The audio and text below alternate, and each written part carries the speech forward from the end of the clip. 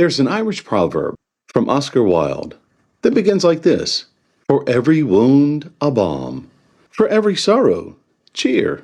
For every storm, a calm. For every thirst, a beer. And I think that's going to be very apropos today because we're going to try an Irish red ale right here from the town I live in on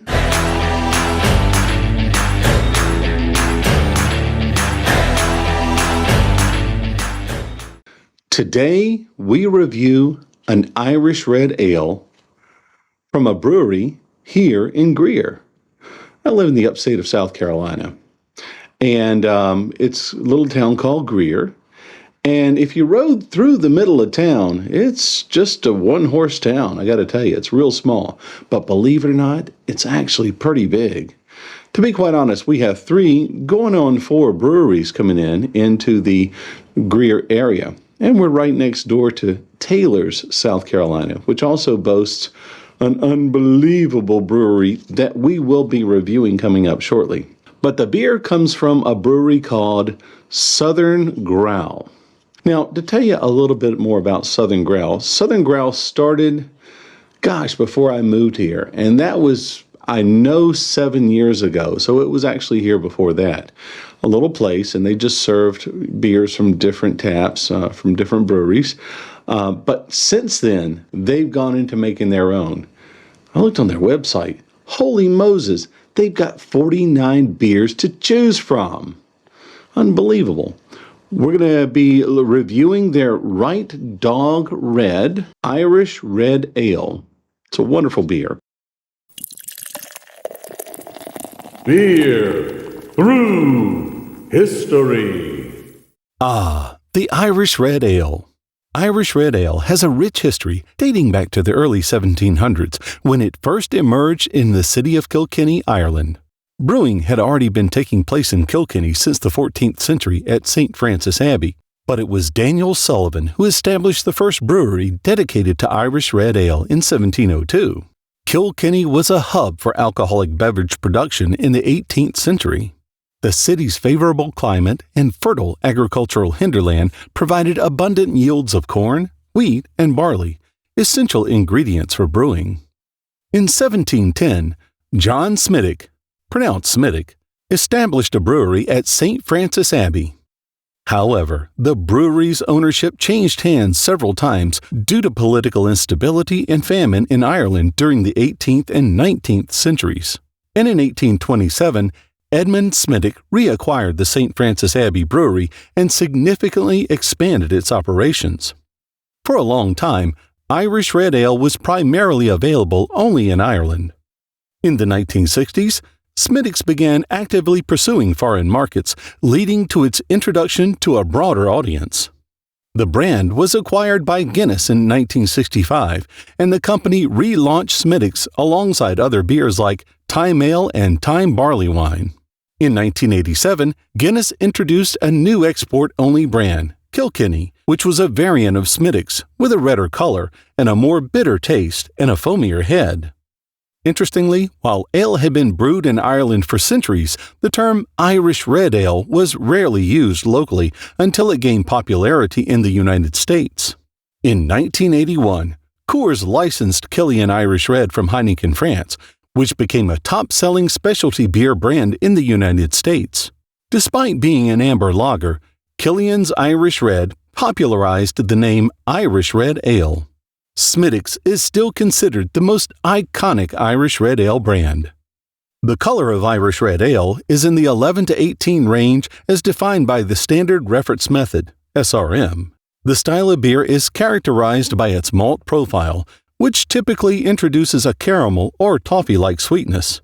Irish Red Ales have a dry finish and a low to moderate bitterness of 15 to 30 IBU, or International Bittering Units. Due to its sweet taste and relatively low alcohol content, Irish Red Ales are very popular with American craft brewers. Notable brewers in Ireland include Kilkenny's, Sullivan's, Smiddick's, Murphy's, and many more. And in the United States, Red Trolley Ale, Samuel Adams Irish Red, Conway's Irish Red Ale, as well as others. let's go ahead and try the beer. Now, remember, we're going to be judging this on the 5 categories from the Beer Judge Certification Program. If you didn't print out your sheet, you really need to, because it's going to help you. We also have in our beer review logbook, again, I'll leave a link in the description about where to find this. $9 from Amazon. Come on, you can't beat it. But I want to go ahead and pour this beer. Go ahead and taste it. Let's see what we have. Now remember, it's an Irish red ale, or it's supposed to be. It's an American Irish red ale. And a lot of American Irish red ales, or Irish ales to begin with, are going to have American characteristics sewn into them. Right dog red. Not too much of a, immediate fizz whenever you pop the top. Pour it down the side a bit. A little foamier than what I thought. I'm going to have to let this sit for a second. It became glass proud very quickly, and as we can see, our foam is right kind of 2/3 of the way up. I'm going to let it sit for a minute. The bubbles are a little bit large. Now that's okay. Large bubbles don't mean anything. Now in some Irish beers, bubbles are generated through nitrogen. There's nitrogen infused into the beer, which causes the beer bubbles, the foam, the head, to stay a lot longer. And a lot of the proteins inside the beer will allow the bubbles to stay a lot longer. Okay, so the bubbles seem to be receding. Let's go ahead and pour this and make this a little bit more glass proud. Remember, glass proud is my term for being the head comes up to the top of the glass. It's proud to be there for our categories. So let's look at the appearance. It's kind of a reddish amber gold color. I think that's going to be very important because the color does give it away to being an Irish ale. Now this is an Irish red ale, and you can consider it an Irish pale ale if you want. So now the bubbles have pretty much completely receded. I can smell a lot of malt goodness in that, a lot of malt sweetness. It's got a good, a toasty toffee type of flavor to it or smell to it. Oh yeah, definitely malty. The carbonation is still going off in my mouth, which lends to a good nose feel. Now, nose feel is not one of the characteristics or one of the categories, but when you have the carbonation that goes off in your mouth, it's going to exude the flavors, the aromas, and it's going to come out your nose. Very good malty characteristics. Yes, very good malty. The flavor is also a bit dry, which is fine. 4.7% alcohol for this one. Again, the mouthfeel, really carbonated, and even with as much foam and head that was in there, it's very carbonated. But it doesn't put you off, and there's no off flavors to it. So you don't have anything like an astringency, you don't have a tartness, you don't have a sourness. Believe it or not, I would attribute this more like I would the rye ale. Now, our rye ale that we tasted from Westbrook did not have any red flavor to it. What it did have was kind of a lemony, citrusy flavor, and that really came from the hops. This one, I can't taste hops as much. Yes, definitely. Just malt, a good straightforward beer. It doesn't pretend to be something else like it would be pineapple or coffee or apple. There's no other fruit flavors that could be associated with it. It really doesn't taste like it's going to be, some other type of flavor. Now, again, this is going to be what they call a session beer. Usually in Ireland, if you go to the pub, you're going to sit, you're going to drink, and you're going to be drinking for quite a while. Okay?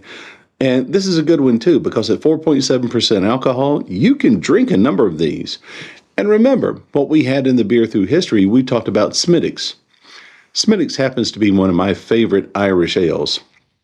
That and Murphy's. Murphy's can be a number of different styles. I like Murphy's Stout. I actually like that over Guinness. Overall impression, very good. They could tone down the carbonation a bit, especially when it comes from the can, because the can does keep the carbonation in. Now, this beer I did keep in the refrigerator for, I don't know, a couple of weeks. And I'm just regularly drinking it out of my standard tumbler. The beer is going to be roughly about 50 to 60 degrees Fahrenheit. Again, I don't know what that is in Celsius. If you've got a calculator, go ahead and do that. It's an incredibly good beer. I'm going to read the can. And again, I'm going to give you the specs here in just a few minutes. Notes of pleasant caramel and honey, sweetness balanced with an elegant roast character and bite of herbal hops. Pair with Gruyere cheese, fried pickles. We have fried pickles here. If you've never had a fried pickle, it's good stuff. Reuben sandwich, yes. Okay, I can see it. Shepherd's pie, of course, yes. And pecan pie. The Southern Growl Right Dog Red Irish Red Ale.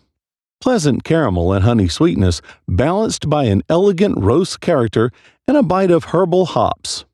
4.7 alcohol by volume. SRM color 13 or light copper. Hops Warrior. Grains Riverbend Base Camp Honey Malt Caramel 60 Roasted Barley. Yeast English Ale. Now, as I mentioned in the previous segment there, I did want you to wait till the very end because I did want to talk about the beer review logbook as well, something I might not have gone over in the last episode and last video, the Total Guide to Beer. This is an older book. I got this about 12 years ago. It's wonderful. Absolutely wonderful. It's one of my go-to books when I look up the different beer styles, and it does follow the Beer Judge Certification BJCP guidelines in terms of their styles of beer. It goes into a lot more information than does the Beer Review Guidebook. So if you do get a chance to find this book here, especially at a Total Wine if you have one around, definitely go get it. As well, you may be able to find that online. May be able to find it as a PDF. I haven't found it as a PDF yet, but you could. Anyhow, I'm going to leave the link in the description. Okay. And as always, I definitely appreciate you staying at least until this point. And thank you for being here. Do definitely subscribe, hit that like button, and hit the notification bell to know when the next episode comes in. So, as the Irish would say, sláinte. The Germans, Prost. The Italians, Chin Chin. The Japanese, Kanpai. And of course, here in America, cheers.